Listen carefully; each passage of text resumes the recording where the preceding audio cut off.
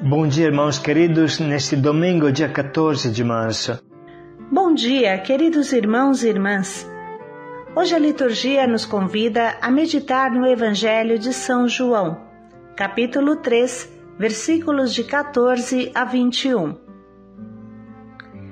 Deus amou tanto o mundo que deu o seu Filho, entregou o seu Filho.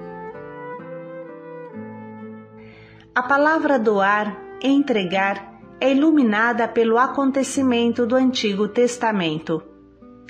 Como Moisés levantou a serpente no deserto, assim o Filho do Homem, Jesus, deve ser levantado, na cruz, crucificado. Não basta uma vida para entender essas palavras. Quanto terá custado ao Pai entregar o seu Filho único, que era uma só coisa com Ele? Deus te amou e te ama tanto que renuncia a si mesmo, ao seu Filho, por você, por mim, por cada um de nós. A cruz é a máxima revelação do amor de Deus.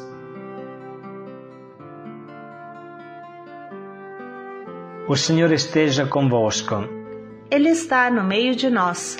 Proclamação do Evangelho de Jesus Cristo segundo São João. Glória a vós, Senhor. Como Moisés levantou a serpente no deserto, assim também será levantado o Filho do Homem, a fim de que todo que nele crer tenha a vida eterna. De fato, Deus amou tanto o mundo que deu o seu Filho único, para que todo o que nele crer não pereça, mas tenha a vida eterna. Pois Deus enviou o seu Filho ao mundo, não para condenar o mundo, mas para que o mundo seja salvo por ele. Quem crê nele não será condenado, mas quem não crê já está condenado, porque não acreditou no nome do Filho único de Deus. Ora, o julgamento consiste nisso.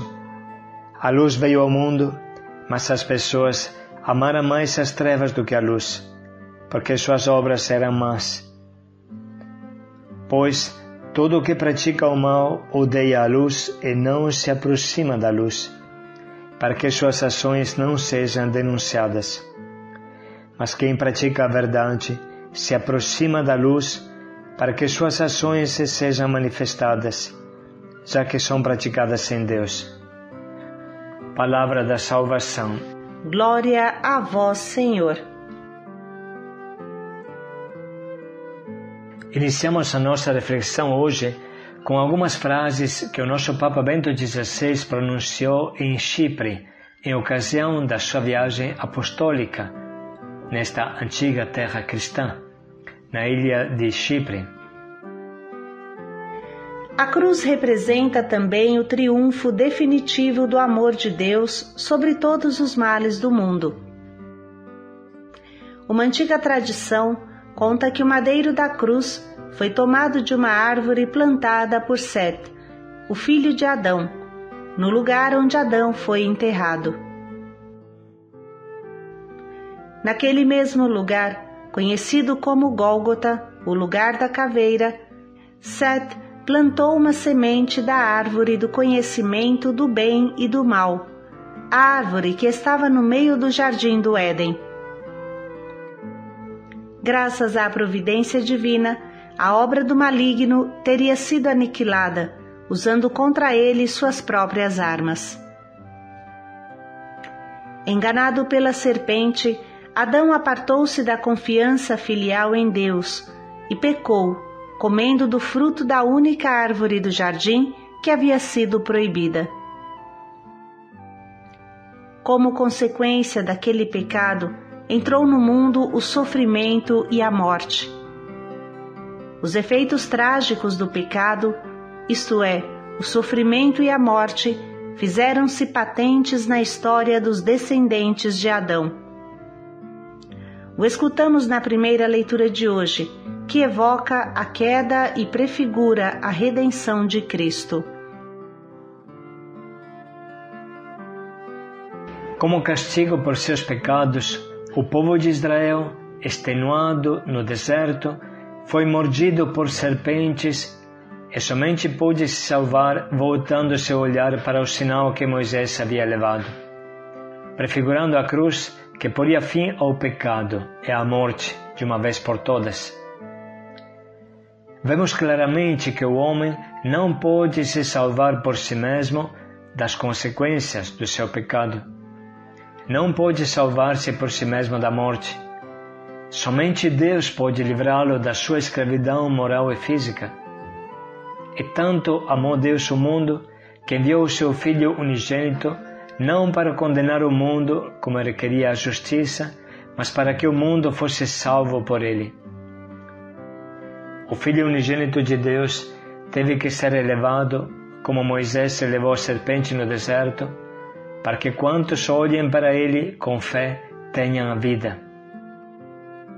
O sofrimento e a morte, consequências do pecado, transformaram-se precisamente no meio através do qual o pecado foi derrotado. O Cordeiro inocente foi sacrificado no altar da cruz e, no entanto, da imolação da vítima brotou vida nova.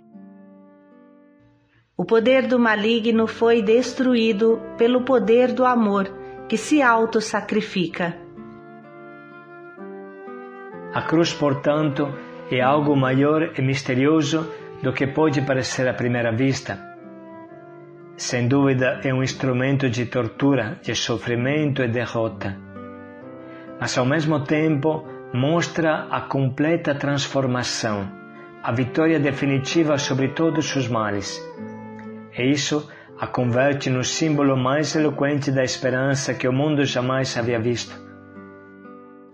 Fala a todos os que sofrem, a todos os oprimidos, os enfermos, os pobres, os marginalizados, as vítimas da violência, e lhes oferece a esperança de que Deus possa converter sua dor em alegria, seu afastamento em comunhão, sua morte em vida.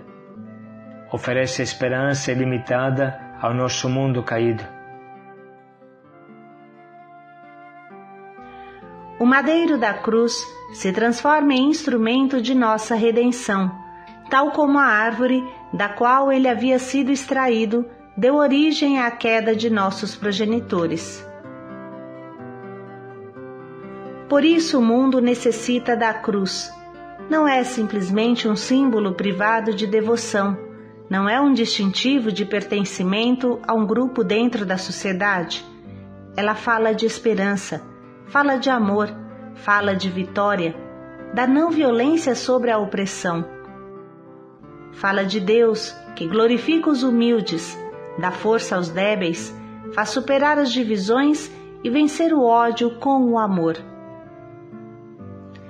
Um mundo sem cruz seria um mundo sem esperança, um mundo no qual a tortura e a brutalidade não teriam limites, onde o débil seria subjugado e a ganância teria a última palavra.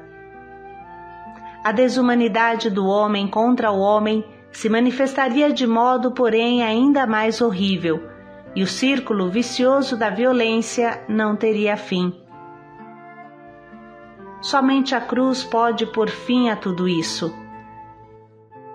Enquanto que nenhum poder terreno pode salvar-nos das consequências de nosso pecado, e nenhuma potência terrena pode derrotar a injustiça em sua origem, a intervenção redentora de Deus Amor pode transformar radicalmente a realidade do pecado e da morte.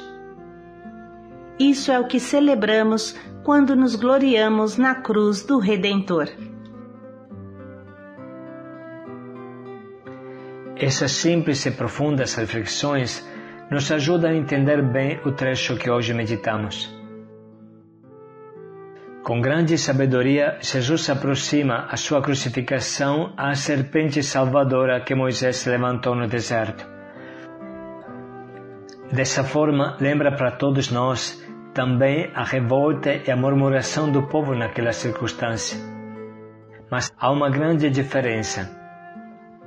Existe um levantar-se de soberba e rebeldia que provoca morte, e existe um ser levantado que traz salvação e perdão, precisa curar e sarar esse ser levantado de soberba do homem com o outro levantar de amor sacrificial do próprio Deus por amor a nós. Assim é necessário que o Filho do Homem seja levantado na cruz, crucificado, para que o mundo seja salvo.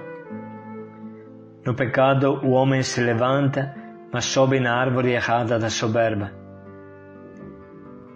O levantar-se da soberba é o oposto do levantar-se da cruz. Que mistério incompreensível! Quem peca é o homem, ferindo a Deus, e quem se sacrifica para reparar o rasgo é o próprio Deus. Como é difícil colocar isso diante dos olhos, nunca tirar os nossos olhos da cruz de Cristo que tanto nos ensina. Quem devia parar naquele madeiro era o homem, eu, você. Isso seria o justo, porque o pecado leva a isso. O pecado te crucifica, mas quem escolheu morrer no nosso lugar foi o Filho de Deus. Irmãos, é difícil ter consciência dos nossos pecados e do mal que eles trazem. Mas o pecado sempre produz a morte, ou diretamente em nós, ou ao redor de nós. Pensemos no caso de Davi, que pecou com Betsabeia. Quem morreu foi o filho de seu adultério. O pecado sempre gera a morte, e frequentemente morte de pessoas inocentes. Quanta morte o meu pecado já provocou ao meu redor. O salário do pecado é a morte, diz São Paulo, e o único modo para reverter essa descida infernal é a cruz. A doação total e gratuita, a expiação, o resgate, dar a vida para quem te tira a vida.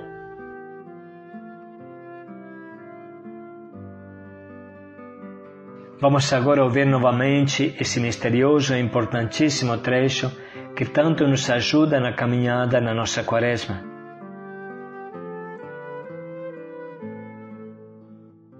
Como Moisés levantou a serpente no deserto, assim também será levantado o Filho do Homem, a fim de que todo que nele crer tenha a vida eterna. De fato, Deus amou tanto o mundo que deu o seu Filho único, para que todo o que nele crer não pereça, mas tenha a vida eterna.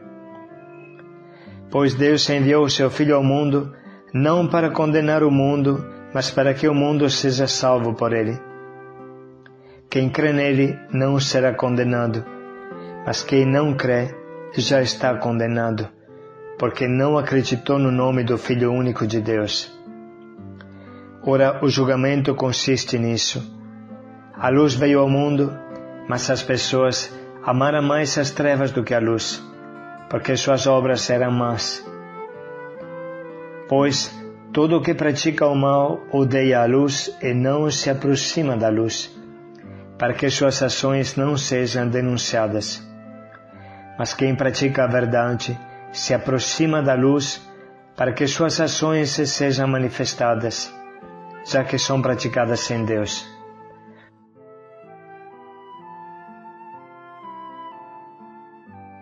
Vamos dedicar mais um minuto para sublinhar e anotar as frases que mais nos iluminam e nos convidam à conversão.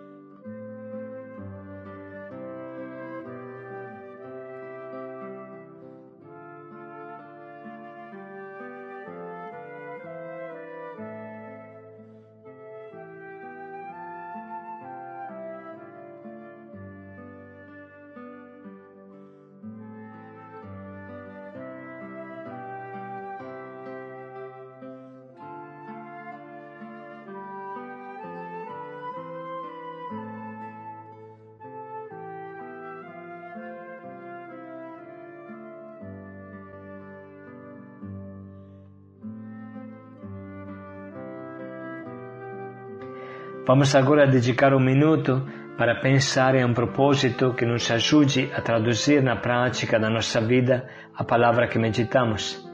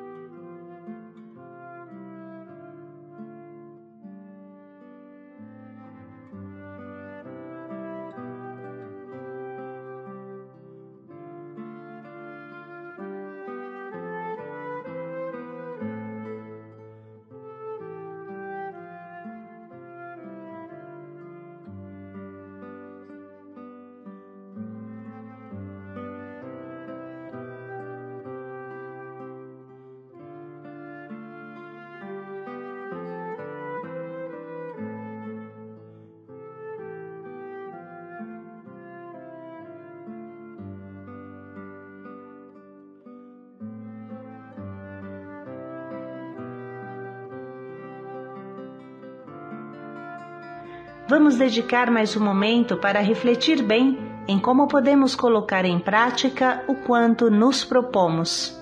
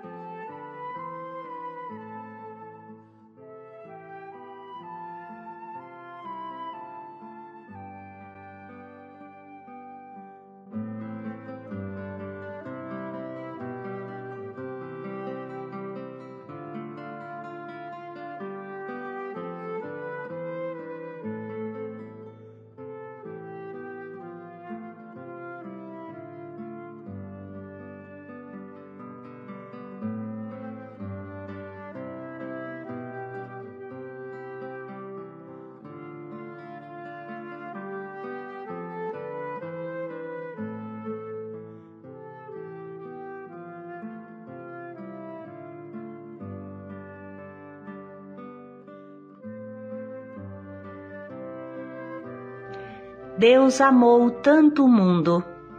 Paz e alegria a todos. Que deu o seu único Filho. Paz e alegria a todos.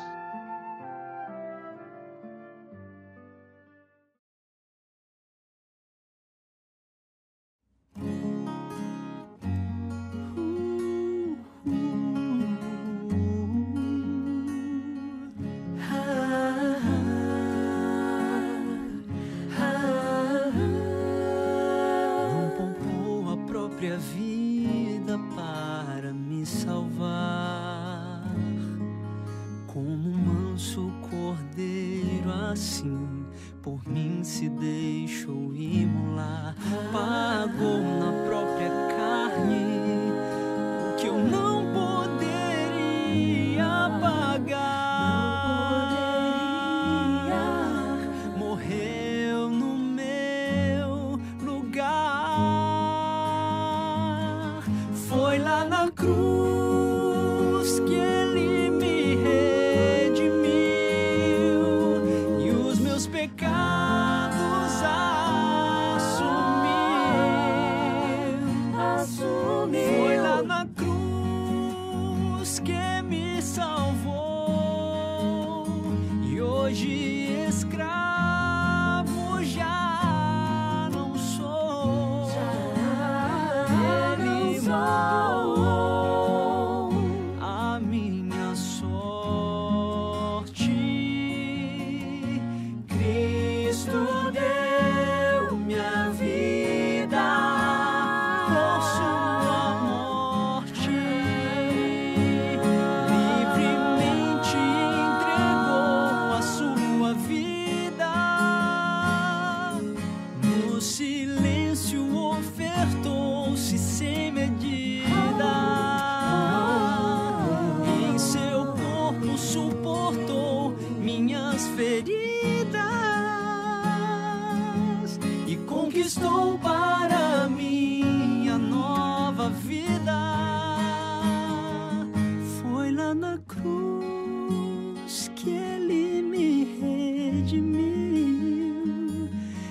os meus pecados assumi. Os meus pecados assumi. Foi lá na cruz Que me salvou. E hoje escravo já. Hoje escravo não sou. eu já não sou. Ele mudou a minha sorte. Cristo deu minha vida por sua morte.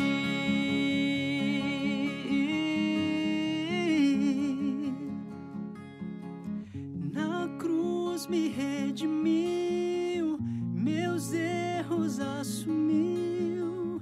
Na cruz me resgatou, o céu me conquistou. Na cruz me redimiu, meus erros assumiu. Na cruz me resgatou, o céu me conquistou. Na cruz me redimiu, meus erros assumi. Na cruz me resgatou, e o céu me conquistou. Na cruz me redimiu, meus erros assumiu. Na cruz me resgatou, e o céu me conquistou.